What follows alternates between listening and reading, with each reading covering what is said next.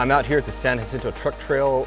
I stopped at the river crossing here. I've been here for quite a few minutes, just taking in the atmosphere, taking some photos, and recording a little bit of video, including this one. But I uploaded a video a month ago covering my first 2 months of ownership of my recently acquired 2018 Jeep Wrangler JK Limited Rubicon. Covered the various things I didn't like about the vehicle and things I had to add on to it to address those. It's a fairly long video. Some people didn't care for it, but that was my video that I wanted to upload for my Jeep acquisition, so it is what it is. But I'm out here anyway wanting to record a month after that, so this is kind of like the 90-day, 100-day mark owning my Jeep Wrangler, and I did add a few more things to help my Jeeping along a little bit. And one of the first things you'll see here is this recently acquired or installed power tank, 10-pound with their 400 PSI regulator, I believe. I'm using this for airing up when I air down, and today I aired down to 18 PSI. Some people say 15, but stock tires, I didn't want to lose a bead while I'm out here by myself, so I go 18, right? And I'll deal with that and experiment with that as I continue along with my Jeep. But this is very handy. I used this for the first time last week when I did a trail run with the San Diego Jeep Club doing a Bradshaw to a Red Canyon trail run out near San Jacinto. Works great, it's very fast, very easy to use. So very happy with this, and it only cost me about 12 bucks after tax to fill this up locally. So there's a place called California Tool and Welding Supply. They've been in the Riverside Inland Empire for many years. So definitely check them out if you need a CO2 update or a CO2 refill. They will refill your tank. They won't do a swap, so you can keep your tank if you have a nice tank like mine, as opposed to those other places that will only do swaps. So it's about almost $1 a pound, a little bit over $1 a pound after tax. So not bad for the CO2. Another update, which maybe you can see here, I don't want to move the camera around, but I did install a CB radio. So on the back I have the Mopar kit. It was sort of a rush job because I wanted it for the San Diego Jeep Club trail run. So I ended up ordering this kit, the Mopar kit, which is the Jeep official antenna kit for the JK, and I bought it. It works fine. I didn't tune it, surprisingly enough. I didn't tune it, install it straight up, and it works, as far as I know, it works very well. I have no problems picking up people. And during the trail, I was toward the middle of the pack so I could hear everyone on all sides. I think at the start I was towards the rear, and I could still hear the trail boss, the lead. I can pick up lots of things when I'm on the freeway, weather stations, so I do have the SWR tuner. I just never took the time to go into a nice flat area with no obstacles in the way or around me to do the actual testing. But they say it's tuned for the JK, and it seems like it works fine. So if you're looking for an antenna with no tuning, give that a whirl. I was gonna get a Fire Stick, but right now I may just stick with this until something goes wrong. But in the front, which I may show you in a later clip if I cut to it, I have the Cobra 75WX ST, which is probably the most common CB radio used in Jeeps, simply because it's small, because it's just a box that you put anywhere else out of the way, and then everything's controlled with the handheld device that your mic or whatever. So a lot of people like that due to space constraints. So that's what I bought. I'm sure there's other ones out there that are better. There's those actual full-on units, which I was actually considering, but I just didn't want to have to worry about mounting. So that's why I went with that. Then, as you can see here, I installed the side racks from Springtail Solutions, and I may as well just go ahead and make this a single cut and show you the side racks. But these are from Springtail Solutions. They're kind of expensive. After shipping, it's nearly 400 bucks, but they're a nice way to start attaching devices or bags like MOLLE packs. So I have a first aid kit here that I hooked up, and then I use Quick Fists for the holding the shovel, which was having a problem figuring out a way to hold the shovel. And so this is actually holding up pretty well. I like this, so it's nice. The shovel's right there instead of tucked in behind that brute Rubbermaid type box. I had it wedged in behind there between the rear seat, back of the rear seat. And then it holds these ammo cans on the top. So if you can see here, I ended up installing, I'll talk about the Springtail Solutions side racks in another video, but I put padding here, or a drawer lining, and then I bought these edge protectors, or what do we call them? Edge trim rather. So I got the edge trim from Amazon for, it was really cheap, like 10 bucks for, I don't know, 10, 15 feet maybe a buck a foot, I don't know. But it was really cool. So it's nice to have those to help when you have, if you're gonna use a metal ammo can. And the metal ammo cans, I only have 5.56. I don't have a true 50 cal, but this is plastic 50 cal sort of equivalent. And so it should have the similar dimensions, at least partially, and it's still got a lot of gaps. So I need to figure out a way to cinch these down, because there's 1-inch strap holes here. Velcro cinch straps are too short. They're not long enough, but they're the right width. So I may just come up with get like a cotton web sling that you use for rifles. I might make one and just come over the top here. But right now I store my air tool, or not my air tools, my air hose, and my everything I need for my power tank to fill up my tires, including my gauge, my inflator. So I'll cover this in another video, because I'm going to talk about the power tank in a separate video, because it'll be a little bit longer, I guess. And then, so as far as the springtail solutions, just want to make a quick aside.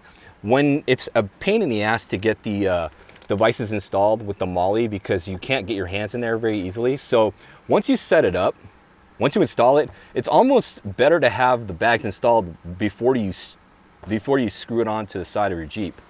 But in the event you finally get stuff installed, your MOLLE bags, it's better to get the versions that are tearaway with the Velcro. So I have this on a Velcro tearaway for the first aid kit, and all other bags I'm going to put on the springtail solutions I'm going to have being tearaways, simply because it's just easier if you need to get into the bag, and it's easier to mount the Velcro backing by itself without the whole full-on bag.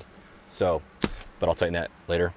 And then I have my recovery kit, which I'm going to cover in another video probably, because that's going to take a while, and it seems like people are adverse to long videos. But this is a pretty heavy bag from Blue Ridge Overland Gear, and it has gloves, and then my gator jaw soft shackles, and inside here I have a snatch strap, my tree saver from Factor 55, which is tucked down in there, an ARB winch block, and then I should have a bag with hard shackles here. So here's my winch controller. I kept that on the recovery bag, and then I have my two not Factor 55. They're sold by Factor 55, but they're made by Crosby.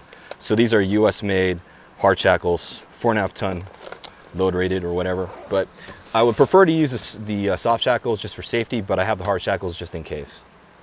So it's a quick shot in the interior of the Jeep. As you can see on the dash, I have the Cobra 75 WXST hooked up on a Jeep Unique mount, which just wedges in between the passenger side grab bar.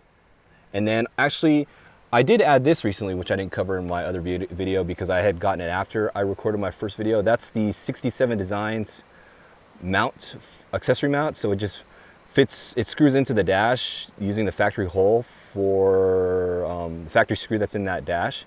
So it's got two arms, carbon fiber. I don't have anything mounted to the other device right now, or the other arm, but I have a spot there. It's 1/4 20-inch threads if I want to run like a GoPro camera on top of that. Just another view from the passenger side of the Cobra 75 WXST on the Jeep Unique clip. So you can see it just wedges right there behind, or between the passenger grab bar and the dash. And then I have that just hooked up there. It's just pretty easy to get to. I'm going to talk about the Jeep CB install later. I may record another video just for that, for how I wired this up, and I'm going to write an article how I wired this up. I need to clean up under the dash a little bit. I'm going to put a couple more Velcro, tie up this up with some Velcro straps just to keep it out of the way because there's a bar right there. But it's sort of out of the way right now. Shouldn't be in the passenger area. Just clean that up a little bit to make it look nicer for anyone's looking down there. But I did wire it all the way to the antenna to the back of the Jeep. It's all going underneath the carpeting. I didn't really rip out any trim except to wire up to the battery, and then in the cargo area to get the antenna into the vehicle. But we'll talk about it later. That pretty much sums up the updates that I had made to the Jeep JK since the initial video.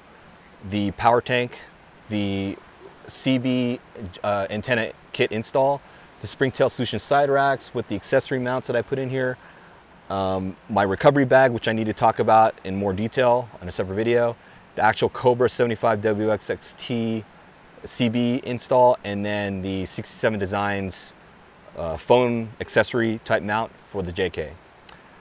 Next updates, I'm looking right now at probably doing an S-Pod, surprisingly enough.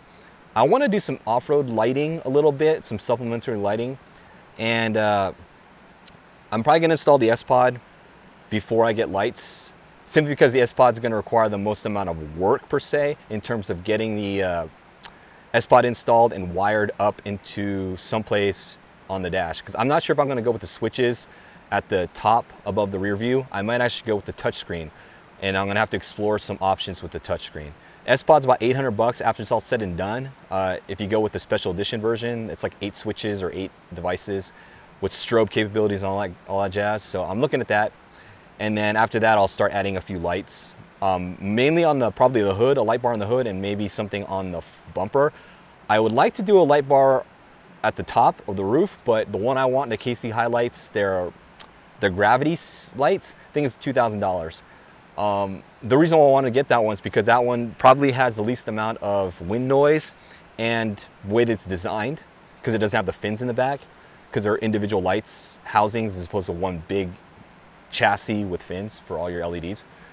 But we'll take a look at that. I mean, the other smaller light bars, I'll actually use those still, so it'd be nice to have a straight on driving lights for the hood with some flood, and then maybe some on the A-pillars. But I think I'm gonna go with S-Pod first. That might be my next update in the very near future. Lift kits, excuse me, lift kits. I'm still exploring that. I'm doing a lot of research on that. At first I wanted the Mopar 2.5 or 2-inch or whatever lift, but after reading all the various things regarding control arms, the brackets, the articulation, and how much, all the different upgrades you might need or you might want to have, including the drive shaft, which Mopar does include, the Jeep lift kit, but the rear, not the sway bars, I think it's the sway bars, but I might be using it on terms. Front and rear sway bars, not the sway bars. Control arms, I think they're control arms. Anyway, there's these, the arms in the front and rear that you may have to update to get clearance, especially when I want to run different differential covers. Lots of things involved, and so I'm doing more research, and it's gonna, if I want to do it, I'm gonna do it right. So I'm looking at maybe a 3.5 this time, actually now, so 3.5 lift with only 33-inch tires. I don't feel like doing 35s, but I want to get a little bit more clearance, and hopefully it won't look too awkward with 3-inch lift, 3.5-inch lift with 33-inch tires. But we'll see where that goes, and I'm probably gonna have to save up quite a bit of money because I want to do it all in one shot as far as the suspension is concerned. So I may end up like investing a good $2,500 to $3,000 depending on all the things I need, including the drive shaft. So anyway, that's pretty much it. Stay tuned. I'm going to do a separate video for each of the items, each of the items such as the power tank, the CB install, the recovery bag definitely because all the crap that I put in there, and then the Springtail Solutions side racks. And I'm going to write articles on those with more photos because I think I'm a better writer than I am speaker, so it's nice to just be able to write, have photos, detailed description and all that stuff so people can read it at their own pace as opposed to listening to me speak and ramble on and on. Anyway, that's pretty much it. I'm here at the San Jacinto Truck Trail. I'm about to pack up my gear and get out of here.